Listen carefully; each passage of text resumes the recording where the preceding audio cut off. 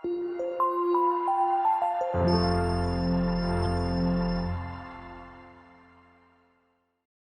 chapter 2 verse 8 to 13. Ruth chapter 2 verse 8 to 13.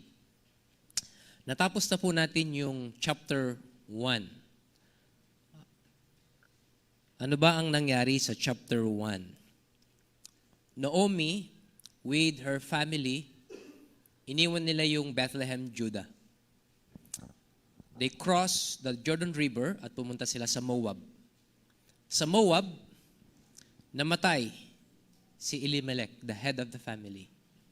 Namatay din yung dalawang anak na lalaki, si Mahlon at Chilion. Mamaya explain ko kung ano yung significance ng pagkamatay ng tatlong lalaki. So, naubos yung pamilya niya doon. Bumalik si Naomi sa Bethlehem, Judah. Kasama niya, isa sa mga manugang niya, si Ruth. Yun yung chapter 1. Ngayon, we come to chapter 2. Ano na yung sumunod na mga nangyari sa buhay ni Naomi? Sisimulan niya uli yung panibagong buhay niya.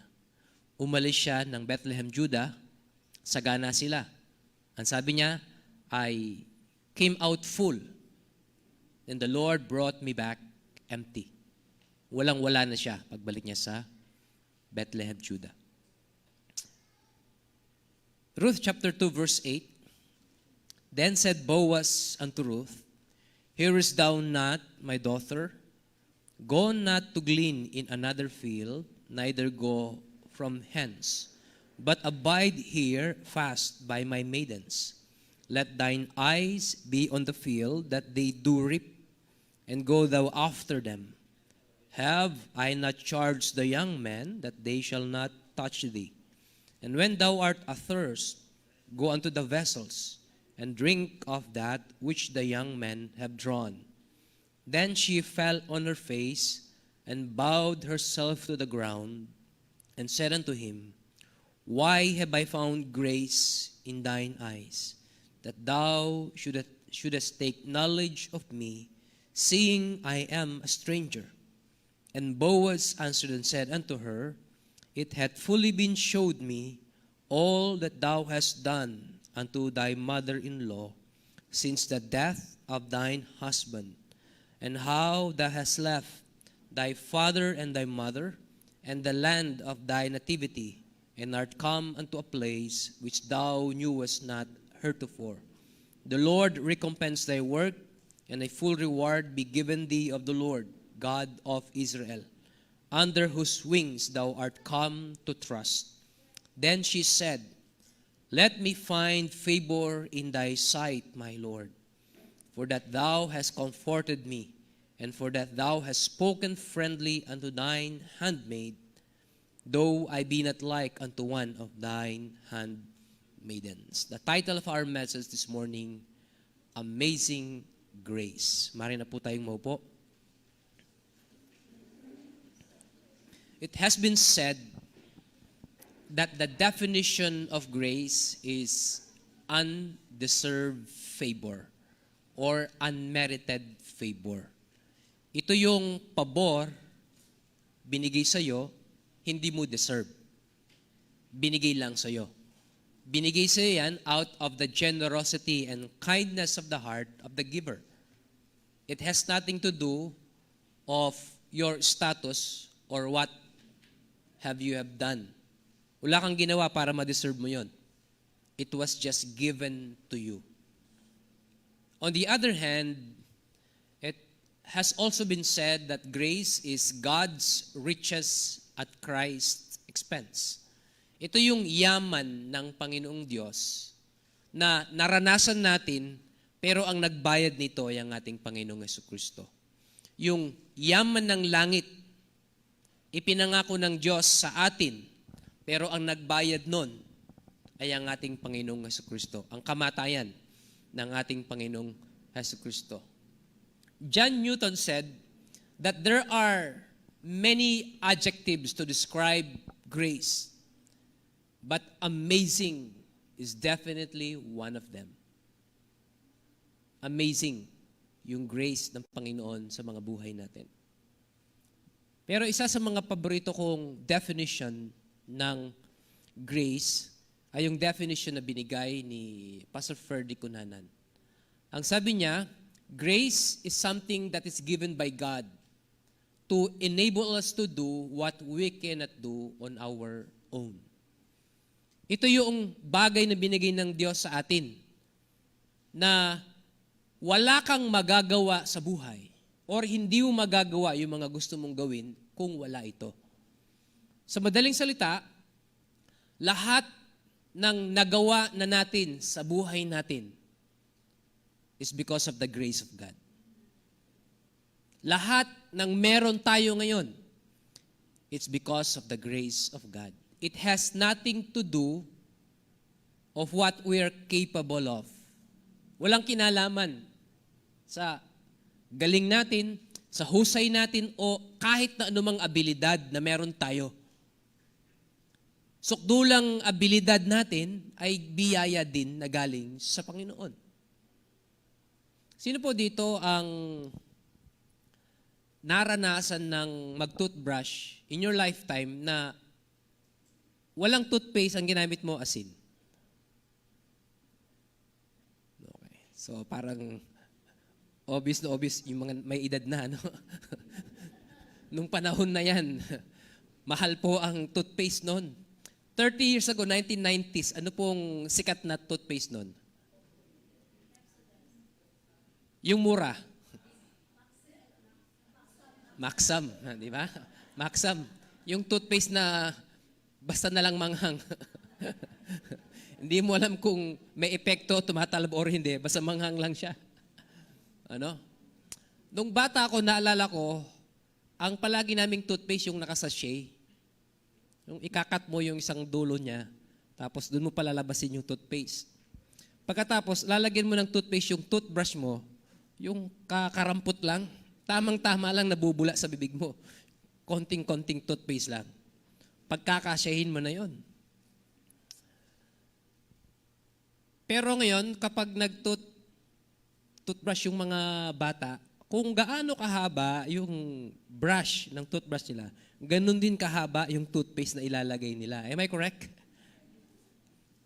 Nung kasi tayo mga bata, yung mga may edad na dyan, nung tayo mga bata, todo tipid tayo nun. Ako nga nun, once a day lang mag-toothbrush eh. Ganun ako magtipid nun.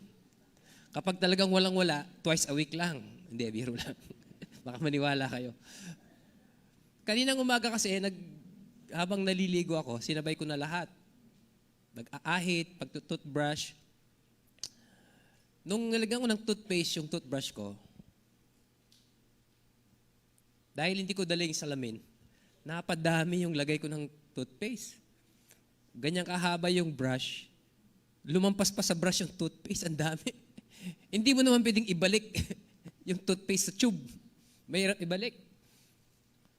So, walang magawa, nandun na. Siyempre, babasay mo muna ng tubig yan, tatapon mo sa gripo, toothbrush. Habang nagtutoothbrush ako, nakita ko tumutulo yung toothpaste. Ang daming natatapon. Sabi ko, sayang. Bawat tulo ng toothpaste sa sahig, sabi ko, nung bata ako, yung isang tulong yun, isang gamit na yun. Ang daming tumulo. Isang gamit na yun. Napakasagana. Alam nyo, yung biyaya ng Panginoon, it is incomprehensible. Mahirap unawain yung biyaya ng Panginoon. Kahit hindi natin i-recognize yung biyaya ng Panginoon sa buhay natin, kahit hindi natin kilalanin na lahat ng meron tayo, kung ano tayo ngayon, kahit hindi natin kilalanin na ito'y dahil sa biyaya ng Panginoon, kahit sabihin mo na, Lord, kahit huwag mo na akong tulungan, kaya ko na. Pabayaan mo na ako. Mabubuhay ako sarili ko. Ako nang bahala. Bubuhayin kong sarili ko. Kahit sabihin po natin yon, hindi mo pa rin pwedeng pigilan yung biyaya ng Diyos sa iyong buhay. Magpapatuloy at magpapatuloy pa rin ang biyaya ng Diyos sa iyong buhay. Have you ever wonder yung mga tao kung paano silang nabubuhay? Minsan, may mamadadaanan kang mga bata sa lansangan, pakalat-kalat lang sila. Ano kayang ginagawa ng mga magulang ng mga ito? Bakit di sila nag-aaral? Palaboy-laboy itong mga anak nila. Tapos ma-discover mo yung mga magulang walang trabaho. Nasa inuman yung lalaki, nasa sugalan yung babae. Tapos mapapaisip ka, paano kaya silang nabubuhay? Walang nagtatrabaho sa pamilya, pero nakakakain sila araw-araw. Buhay pa rin sila. Ba't hindi sila namamatay? Walang kabuhayan, walang pagkain, pero hindi sila namamatay. Hindi nyo ba naisipin parang nakakapagtaka minsan? Pagkatapos tayo, na may kabuhayan na, nagtatrabaho ka, si Mrs. nagtatrabaho din, pero parang yung sinasahod nyo, yung kinikita nyo, parang kulang pa rin. Pero bakit yung mga walang trabaho, ang sasarap ng mga buhay, hindi man nag-aanap buhay, hindi man nagtatrabaho, pero nabubuhay sila. This explains yung mystery ng biyaya ng Panginoon. Kahit tayo nga yung biyaya ng Panginoon ay nakabalot sa mga katawan natin. Pagharap mo sa salamin, ultimong muta na tatanggalin mo sa iyong mata ay biyayang galing sa Panginoon. Ibig sabihin, sometime in the evening, lumuha ka. At yung luhang yan, naging muta. Kaya yung mga iyakin dyan, ang lalaki ng mga muta sa umaga. The story of Ruth is a story of grace. Yung kwento ni Ruth sa chapter 2 ay kwento ng biyaya ng Panginoon sa mga buhay po natin. Kung meron mang tao na nakakaintindi kung gaano kadakila yung biyaya ng Diyos, that is Ruth. And even Paul said, I am what I am by the grace of God. I am what I am by the grace of God. Pansinin nyo yung emphasis ng grace dito sa chapter 2 na pag-aaralan po natin. Ang sabi niya sa verse number 2, And Ruth the Moabitess said unto Naomi, Let me now go to the field and glean ears of corn after him, in whose sight I shall find grace. Now remember, Ruth is a stranger in Bethlehem. Dayuhan siya doon.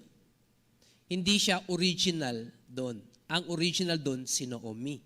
Lahat ng tao sa Bethlehem, Judah, kilala si Naomi. But not Ruth.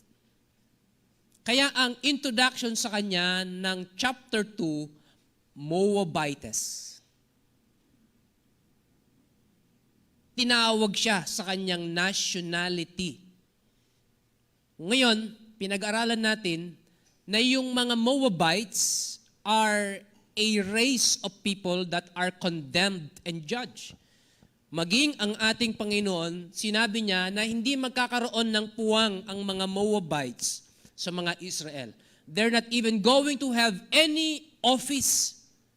Wala silang kahit na anong papel na gagampanan sa lahi ng mga Israel, God's chosen people. Yung mga Moabites, they are already judged and condemned race of people. Outcast. But now, here is Ruth. Nasa Bethlehem, Judah siya. Pagdating niya sa Bethlehem, Judah, walang-wala sila. Di ba, nung lumabas sila ng Bethlehem, si Naomi may asawa, may 2 anak, kumpleto yung pamilya. Hindi lang yun. They came from a wealthy family. Mayaman sila. Lumabas sila sa Gana. Pero nung bumalik, mag-isa na lang si Ruth. Wala na yung asawa niyang lalaki at wala na rin yung 2 niyang anak na lalaki. Ngayon, explain ko sa inyo yung significance ng mga lalaki sa buhay ng mga Israel. Yung mga lalaki, they are the individual in the family who has the right to inherit. Sila yung merong karapatang magmana ng kahit na anong property within the family. Yung mga babae, they don't have any right at all. Wala silang kahit na anong karapatan. Hindi pa po uso nun yung tinatawag natin ngayong conjugal property na kapag nakapag-asawa ka ng mayaman, automatic 50% ng real estate niya ay entitled sa iyo. Not so during the Bible times. Ang property lang na pwedeng ilagay sa pangalan ng babae ay kung ano lang yung dala niya sa kanyang katawan. Yung damit niya, entitled siya doon. Yung mga jewelries niya sa kanyang katawan, entitled siya doon. Liban doon, wala siyang karapatan kahit na anumang property sa pamilya. Sukdulang mga muebles doon sa bahay, wala siyang right. Ang meron lang right sa property ay yung mga lalaki. So si Elimelech came from a wealthy family, mayaman siya. Nung umalis sila sa Bethlehem, Judah, may ari-arian siyang iniwan doon. May mga lupain siyang iniwan doon. But since they wanted more of a comfortable life, they went out and came to Moab. Sa Moab, namatay si Elimelech. So yung mga property iniwan niya, kanino mapupunta? Doon sa dalawang anak na lalaki. So ililipat sa kanila. Unfortunately, namatay din yung dalawang anak na lalaki. Malo ng children. So kanino mapupunta ngayon? Yung naiwan na ari-arian nila sa Bethlehem, Judah. Kung si Elimelech ay merong kapatid na lalaki, kung may mas matanda siyang kapatid na lalaki, mapupunta sa kanya yung mga property na yon. Kung wala naman, yung susunod na mas bata sa kanyang kapatid na lalaki, sa kanya mapupunta yon. Though hindi po binanggit sa Bible kung may mga kapatid si Elimelech. So we are going to assume na yung property niya napunta sa iba na kapamilya ni Elimelech. Sa madaling salita, nung bumalik si Naomi sa Bethlehem, Judah, yung property nila dati, hindi na nila property. Wala na silang binalikang property sa Bethlehem, Judah. So anong nangyari sa kanila sa Bethlehem, Judah? Kung saan-saan sila tumira. Most likely, nangupahan sila. Or somewhere within the vicinity of Bethlehem, Judah, nagtayo sila ng kubol nila at doon sila tumira. But Naomi is of an old age. Hindi na siya makapagtrabaho. But Ruth, yung kanyang manugang, siya yung nagtrabaho. Dito ngayon magsisimula yung kwento natin. Nagpaalam si Ruth kay Naomi. Lalabas at mamumulot sa pinaggapasan. Ako, naranasan ko yan. May bukid kami, pero hindi naman ako makahingi sa tatay ko na, tay, pahinging isang kabang palay. Para magkaroon ako, namumulot ako sa mga pinaggapasan. Tapos silang maggapas, naitali na nila yung mga palay, magdadala ako ng sako ngayon.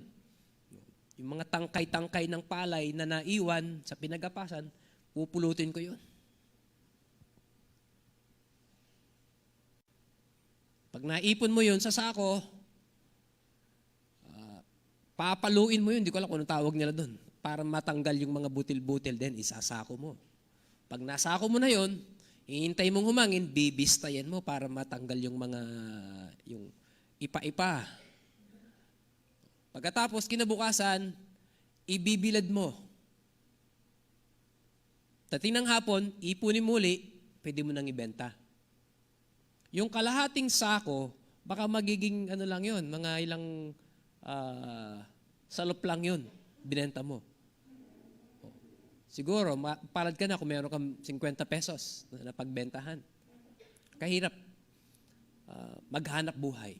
Yun ang ginawa ni Ruth. Namulot siya sa pinaggabasan para meron silang makain. Napakahirap, magsisimula uli sila sa buhay nila. Dati-dati, napakayaman nila.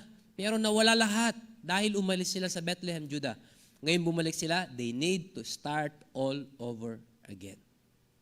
So, nandun si Ruth, namumulot. Dumating yung may-ari ng lupa. At ang sabi ng Bible, ang pangalan niya, Boaz. Sino si Boaz? Malapit na kamag-anak ni Elimelech. Ang sabi niya sa verse 1, kinsman. Kinsman. Malapit na kamag-anak ni Elimelech. Now, gusto kong isipin na yung mga property iniwan ni Elimelech ay napunta kay Boaz. A mighty man of wealth. But I don't have evidence to prove that. Opinion ko lang. Ngayon, nakita ni Boaz si Ruth. Ang sabi ni Boaz sa mga tauhan niya, sino yung dalagang yun? Who is that damsel? Itong pakilala ng mga trabahador ni Boaz sa kanya. Verse 6, and the servant that was set over the reapers. Napakayaman talaga ni Boaz, ano? May mga nanggagapas siya at yung mga nanggagapas ay may tagapamahala pa sa kanila. Then, later on, mabasa natin, may mga binanggit din siya ditong handmaids. Ibig sabihin, may mga kababaihan ng trabaho nila ay tagapagpakain sa mga nanggagapas, tagapagpainom sa mga manggagapas. Sila yung nagpahanda ng makakain nila. Trabahador ka, tapos may serbidora ka pa. Yung serbidora mo, may nagtatrabaho din para sa kanya. Parang ganito, yung kapatid ni si Sir Banji, nagtatrabaho sa Hong Kong. Marami silang mga nagtatrabaho doon sa isang building. Pero sila, na mga nagtatrabaho, mga empleyado, trabador, may nagtatrabaho din para sa kanila na ang trabaho, tagalaba ng mga damit ng mga trabahador. Saka nakakita ng ganun. Yung katulong mo, may katulong din siya. Iniisip ko, ganun kayaman si Boaz. Yung mga tagagapas niya, may namamahala sa kanila. At pagkatapos yung namamahala sa mga tagagapas, may serbidora din siya. So tinanong ni Boaz, sino itong dalagang ito? Ito ang sabi nila. Verse 6, it is the Moabitess damsel. Hindi nila binanggit yung pangalan niya. Kundi ang tawag nila sa kanya, Moabitess damsel. Tama ba yun? Moabitess damsel. Unang-una gusto ko pong makita po natin dito how amazing the grace of God is. Ang Tagalog po ng amazing is kamangha-mangha. Kamangha-mangha. Madalang po natin gamitin yung word na yun. Maaring nararamdaman natin yung yung amazing na yun, nararamdaman mong namamangha ka pero hindi natin madalas nagagamit. Like for example, pumasok ka sa isang bahay, meron po akong kaibigan, nagpatayo siya ng piggery. Sa loob ng piggery, yung bakuran, nagpatayo siya ng bahay. Sa labas, yung bahay parang bodega. Walang pintura sa labas, kwadrado lang basta may bubungan. Mapagkakamala mong bodega ng feeds eh. Kwadrado lang, walang pintura. Binisita namin, pumunta kami. Pinapasok niya kami sa bahay niya. Pagpasok mo ng bahay niya, ibang-iba ang itsura sa labas, sa loob. Sa labas, kwadrado lang, walang pintura. Simple as that. Pagpasok mo, yung sahig, granite. Yung refrigerator, pwede kang matulog, kakasya ka, alaki. Yung kwarto niya, 2 aircon. Sabi ko, bakit 2 aircon ang kwarto mo? Siyempre, ito gagamitin ko. Pag umaga, yung isa naman, para hindi pagod.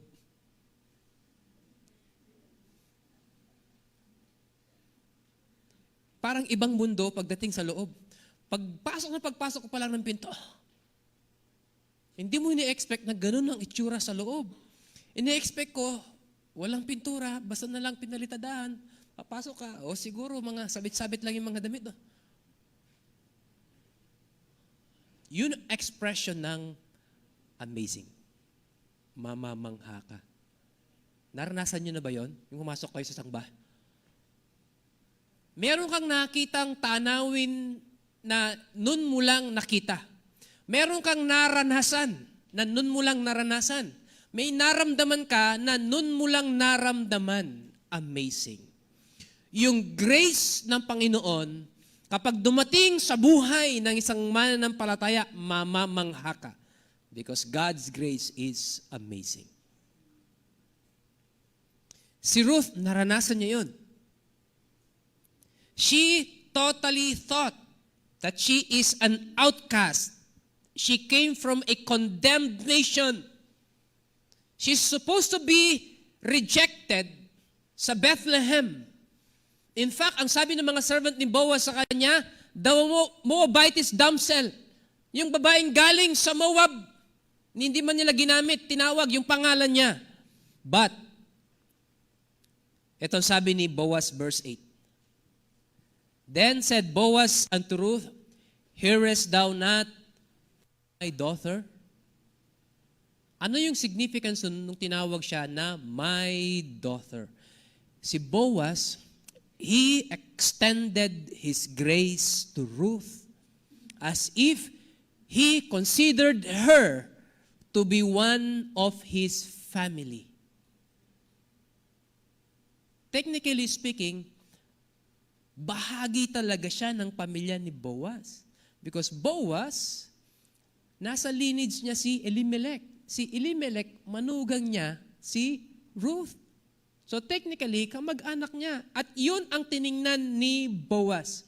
He extended his grace to Ruth in calling her my daughter. Though the nation of Bethlehem rejected her, but Boaz personally received Ruth. Ganun kadakila yung biyaya ng Panginoon. Alam nyo, sa chapter 2, makikita po natin yung perfect picture ng grace ng Panginoon sa atin. Si Ruth, he pictures us, tayo, ang inilalarawan ni Ruth. Alienated from God, outcast from God. In fact, Apostle Paul said, we are enmities of God. Malayo tayo sa Panginoon. But because of the grace of God, in-extend ng Diyos yung biyaya niya sa atin. Just like Boaz, kung paano in-extend niya yung biyaya niya kay Ruth, ganun din ang Panginoon sa atin. In-extend niya yung biyaya niya sa atin. By calling her daughters. At tayo, tinatawag ng Diyos na mga anak niya. John chapter 1 verse 12. To them gave He the power to become the sons of God. Sino ba tayo para tawaging mga anak ng Diyos? We are nobodies. Mga makasalanan tayo, and yet because of God's goodness and generosity, He extended His grace to us to the extent na tinawag niya tayong mga anak niya. Ibinilang niya tayo sa kanyang pamilya as if we are His own. Ganyan po kadakila yung biyaya ng Panginoon sa atin. Yung poet, pwede siyang magsulat ng poem at tatawagin po natin yun na talent. Yung negosyante, pwede siyang pumirma ng tseke at pwede niyang gamitin yung papel na yun para bumili ng malaking mga property, and we call that capital. Yung Bangko Sentral ng Pilipinas, pwede siyang kumuha ng mga espesyal na klase ng papel, ng mga ink, imprint niya ito under plates at tatawagin po natin yun na pera. Yung Wright brothers na nag-imbento ng eroplano, pwede silang kumuha ng mga bicycle parts, mga alambre, mga metals, pagsama-samahin nila yon at makakabuo sila ng eroplano. We call that genius. Si Michelangelo, pwede niyang gamitin yung kanyang brush, mag-paint siya ng isang larawan na hindi natin maintindihan at tatawagin natin yun na art. Ang mekaniko, pwede niyang pagganahin ng isang sakyan na hindi na gumagana at tatawagin natin yun na skill. Pero ang Diyos, pwede siyang kumuha ng isang taong walang kwenta, wala ng pag-asa sa buhay, wala ng patutunguhan, pero bibigyan niya ng bagong buhay. We call that grace. Biyaya ng Panginoon. Kung hindi dahil sa biyaya ng Panginoon, nasan kaya tayo ngayon? We are where we are because of the grace of God. Together with John Newton and Apostle Paul, we can together say, I am what I am because of the grace of God. kung ano ako ngayon dahil sa biyaya ng Panginoon. That's how amazing God's grace is. Number 2, how abundant the grace of God. Yung amazing, ibig sabihin niya, kamangha-mangha. Yung abundant, ibig sabihin niya, kasaganaan. How abundant the grace of God. God did not only extend His grace to us, pero yung biyaya na binibigay ng Diyos sa atin, pinasasagana niya. Ano yung nangyari dito? In verse 8 and 9, ang sabi ni Boaz kay Ruth, tinawag na niya si Ruth. Una, tinanong niya sa mga tauhan niya, sino itong dalagang ito? Sinabi ng mga tauhan niya, the Moabitess damsel. But when Boaz called her, he said, my daughter. Instantly, almost instantly, he extended His grace. Tinawag niya. At ito ang sabi niya sa kanya. Verse 8, go not to lean in another field. Huwag ka nang mamulot pa sa ibang mga bukid. Neither go from hence, but abide here fast by my maidens. Hindi mo na kailangang lumayo pa. Hindi mo na kailangang lumipat pa ng bukid. Hindi mo na kailangang pumunta pa sa malayo, sa iba. Dito lang, sapat na matutugunan ng pangangailangan mo. Manatili ka na lang sa aking bukid. Alam nyo, yung biyaya ng Panginoon, you do not need to go elsewhere. Sa kalooban lang ng Diyos, sapat na yung biyaya niya para mabuhay tayo. Oftentimes, yung pagnanasa natin ng mas higit pa, mas marami pa, mas malaki pa, we tend to wander away from God's will. To the point na magko-compromise tayo because of that desire. Because we wanted more. Pero sabi ng Panginoon, sa aking kalooban, my grace is sufficient. Enough. Kaya sabi ni Boaz kay Ruth, huwag ka nang pumunta sa iba, dito lang sapat na.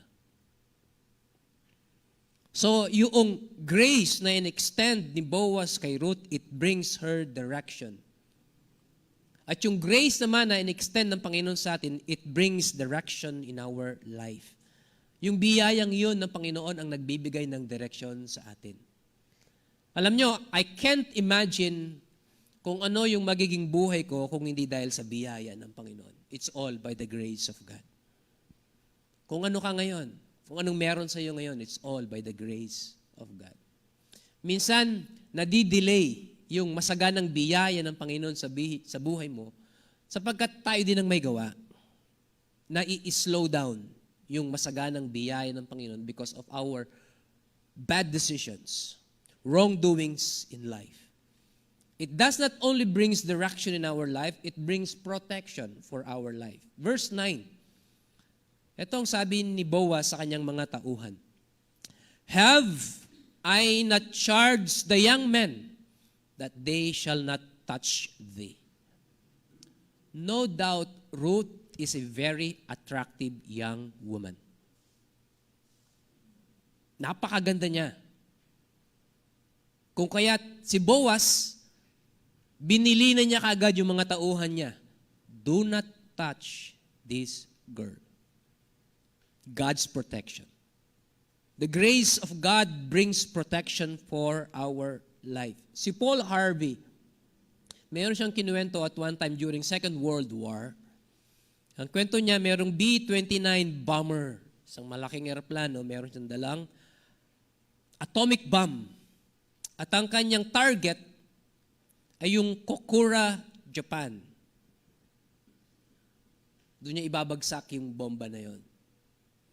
For some unknown reason, nung nandun na siya sa target, according to their navigation machine, nandun na siya.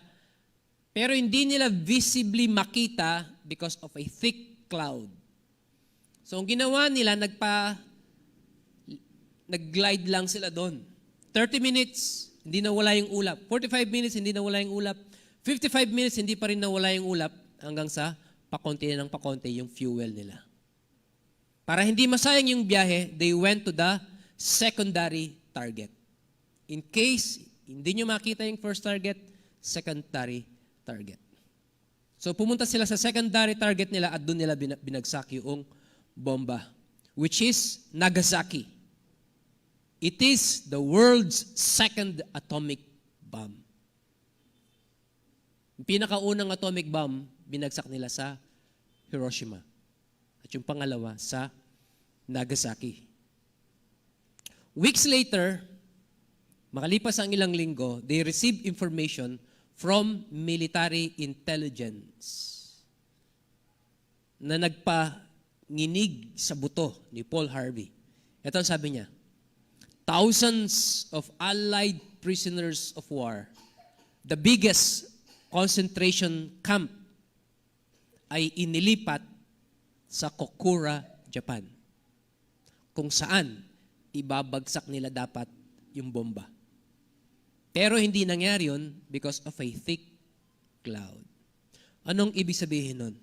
Kung natuloy na binagsak yung bomba doon, thousands of innocent people would have died. But God, because of His grace, pinrotektahan niya yung mga taong yun.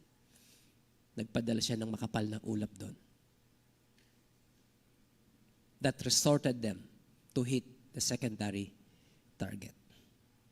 There's a God in heaven that watches over us. In the abundance of God's grace, we find His protection. Every time na madidelay ka sa kalsada, naplatan ka, na-traffic ka, naipit ka, hindi ka makaalpas kagad sa traffic, na-delay ka, na-late ka na. Bilang tao, nai-irritate tayo, hindi tayo komportable. But look at it this way. That is God's way of protecting you. Kung hindi ka na-delay, baka yung nadaanan mong aksidente, ikaw sanang nandun. But that is God's way. Somehow, that's God's way of protecting you. Napakasarap sa feeling na alam mong iningatan ka ng Panginoon. Yung nagmamadali ka, nag-aabang ka ng sasakyan, wala kang masakyan. May nakita kang tricycle, walang laman. Pinara mo. Hindi uminto. Kasi mag-isa ka lang. Ang hinintuan niya, yung sumunod na grupo kasi marami sila, mas malaking kikitain niya doon. Nainis ka, kumo marami sila. Then, nakasakay ka rin ng tricycle. Maya-maya, may nadaanan kang aksidente. Yung tricycle na lumampas sa'yo na aksidente. Lahat ng sakay, patay. Bigla kang makakahinga ng maluwag. Ikaw sana yon. But God protected you. God's grace brings protection to our life. It does not only brings protection, it brings satisfaction to our life. Again in verse 9, sabi niya, and when thou art athirst, kung nauuhaw ka, go unto the vessels and drink of that which the young men have drawn. Sino ba si Ruth? Dayuhan lang siya, bagong dating lang sa Bethlehem. Galing siya sa isang bayan na sinumpa ng Diyos. She is an outcast, rejected, nationally rejected. And yet, all of a sudden in one day, pinayagan siyang mamulot sa pinaggapasan. Hindi lang siya pinayagan na mamulot sa pinaggapasan, ibinilang siya ni Boaz sa kanyang pamilya by calling her my daughter. Not only that, binigyan niya ng bilin yung mga tauhan niya, do not touch this girl.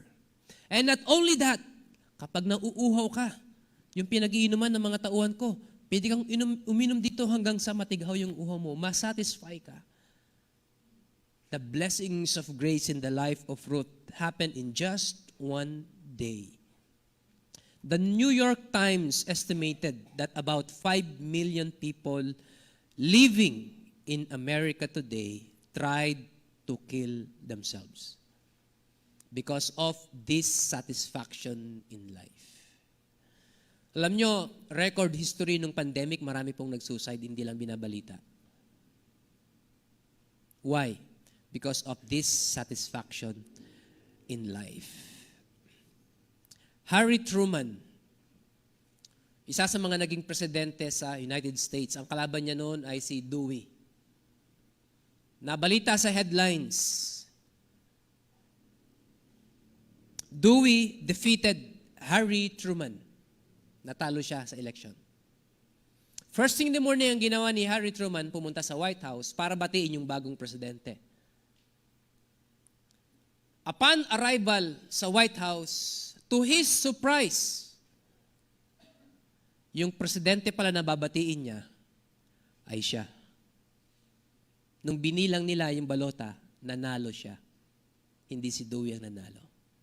Kaya nagpadala siya ng sulat sa kanyang ina. Sabi niya, I had hurried to the White House to see the president, and when I got there, I found out I was the president. Hindi ba amazing? Na yung biyaya ng Panginoon na nakikita mo sa ibang tao, all of a sudden, nangyayari na sa'yo. Nararanasan mo na, natitikman mo na yung klase ng buhay na nakikita mo lang dati sa ibang tao. That's God's grace. Ganon ka-amazing yung biyaya ng Panginoon. Nung bata ako, ang pangarap ko lang, magkaroon ng bisikleta. Yun lang ang pangarap ko. Magka-bike lang ako, maligaya na ako. Kung ganon. Pero yung biyaya ng Panginoon, it's more than what we expect in life. That's how amazing God's grace is. Number 3, how outstanding the grace of God. Kanina yung amazing, kamangha-mangha. Abundant, kasaganaan. Astounding. Anong Tagalog ng astounding? Madalang natin gamitin din yan, ano? Hindi natin halos ginagamit. Ang Tagalog po ng astounding is kagulat-gulat. Kagulat-gulat. Anong mga senaryo ba natin nararanasan ito? Alam niyo yung batang umuwi, yung tapos na yung school year, umuwi siya, at nilabas na yung ranking ng mga honor. Nay! Muntik na akong naging valedictorian. Ganyan lang, valedictorian na ako. Bakit anong nangyari? Kasi nakaupo ako dito. Yung valedictorian katabi ko. Ganun lang. Muntik na akong naging valedictorian. Yung biyaya ng Panginoon is outstanding. Minsan kagulat-gulat. Yung hindi mo ini-expect na mangyayari sa'yo, pero niloob ng Diyos na mangyari sa'yo. That's how outstanding the grace of God. Ano yung nangyari kay Ruth? Everything happened so fast. Isang araw dumating siya sa Bethlehem, Judah, walang-wala sila. Then the next day, binless siya ng Panginoon. More than she imagined. Tingnan natin kung ano yung experience niya. Overwhelming to her heart. Verse number 10. Then she fell on her face and bowed herself to the ground and said unto him, Why have I found grace in thine eyes? Bakit ako nakasumpong ng biyaya sa iyong paningin? Ako'y dayuhan lamang. Bakit? Yun ang una niyang tanong. Kapag pinagpala ng Diyos ang buhay mo, the only question that you could ask God is, Lord, why? Hamak lamang akong tao, bakit mo ako pinagpala ng ganito? I submit to you that there's nothing more overwhelming to the heart than what God has done for us in Christ. Nakaka-overwhelm po ang ginawa ng Panginoon para sa atin. Ano ba yung nagawa natin para ma-deserve natin yung pag-ibig ng Panginoon Diyos? Ano yung nagawa mo para ma-deserve mo na yung Diyos sa langit bumaba, namatay sa krus para sa'yo? What have you done para gawin ng Diyos yun para sa'yo? Nothing. But why? That is the grace of God. Yun ang biyaya ng Panginoon. Si Jonathan Edwards, one of the renowned great preacher, theologian, and revivalist. Marami po siyang anak. Dahil mahusay siyang preacher, expected ng society, disciplined lahat ng mga anak niya. Pero meron siyang anak na babae that she has ungovernable temper. Kakaiba ugali niya. Kung Yung ugali niya parang hindi Kristiyano. Parang hindi anak ng pastor. Ganun siya. One time, merong isang lalaking na in love sa kanya. Na in love siya. Niligawan niya, sinagot siya. Then one day, he proposed a marriage. Bumisita siya sa bahay para hingin ang kamay niya sa kanyang ama for a marriage proposal. Ang sabi ni Jonathan Edwards, you can't have her. Ang sabi ng binatang ito, why? But I love her. No, you cannot have her. She loves me. You cannot have her. Why? Ang sabi nung binatang ito, because she is not worthy of you. Hindi siya karapat-dapat sa iyo. So nagtaka itong lalaking ito. Ano yung meron sa kanya? Bakit hindi siya worthy para sa akin? Is something wrong with her? Hindi ba't Kristiyano siya? Yes, she is. Sabi ni Jonathan Edwards sa kanya. But the grace of God can live with some people with whom no one else could ever live. Yung biyaya ng Diyos, kaya niyang mabuhay sa buhay niya na ikaw, hindi mo makakayanin na makasama siya. Tanging yung biyaya lang ng Panginoon. Makakayang mabuhay sa Kanya. That is the grace of God. Kahit yung kasuklam-suklam na tao, i-extend pa rin ng Diyos yung grace niya. Kahit yung taong wala nang deserve sa buhay, extend pa rin ng Diyos yung grace niya sa Kanya. Ganon yung biyaya ng Panginoon sa atin. So yung grace na naranasan ni Ruth, it's overwhelming to her heart. Kaya ang naging reaction niya, lumuhod siya sa lupa. At sabi niya, bakit? Sino ba ako? Napakitaan mo ng ganitong kabutihan. Bagong salta lang ako dito sa Bethlehem, taga Moab ako, sinumpa yung bayan ko, sinumpa akong tao.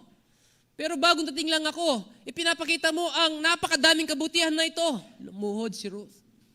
She's overwhelmed in her heart sa kabutihang nararanasan niya kay Boaz. It is a perfect picture of the grace of God bestowed on us. Sino ba tayo? Hindi natin deserve ang biyaya ng Panginoon, yet binubos ang Panginoon yung biyaya niya sa atin.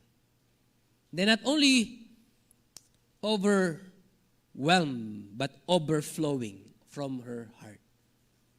Alam niyo kapag si Ruth, naranasan niya yung kasaganaan ng biyaya ni Boaz, hindi niya mapigilan ng sarili niya. Anong sabi niya sa verse 13?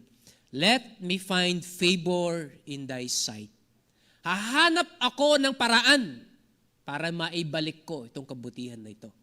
Gagawa ko ng paraan para masuklian ko yung kabutihan mo sa akin. For thou hast comforted me, and for that thou hast spoken friendly unto thine handmaid. Though I be not like unto one of thine handmaidens. Overflowing from her heart. The natural reaction or the proper response to God's grace is to find ways how to express your gratitude. Naghanap ka ng paraan kung paano mong maibabalik yung kabutihan na yun. Tayo natin kayang tapatan yung kasaganaan ng biyaya ng Panginoon. But the least we can do is to be faithful to Him. That's all what God asks from us. Faithfulness. Maging tapat lang tayo sa Kanya. Diba? At the end of the day, pagharap natin sa Panginoon, ano ang sasabihin niya? Well done, good and faithful servant. He doesn't ask anything from us. All He asks is our faithfulness. Maging tapat lang tayo sa Kanya. That's all He asks. Maging tapat lang tayo sa Kanya. So ito yung first encounter ni Ruth kay Boaz. Now, after this encounter, uuwi si Ruth. Ikukwento niya kay Naomi yung nangyari sa kanya sa bukid. Yun po yung pag-uusapan natin next Sunday.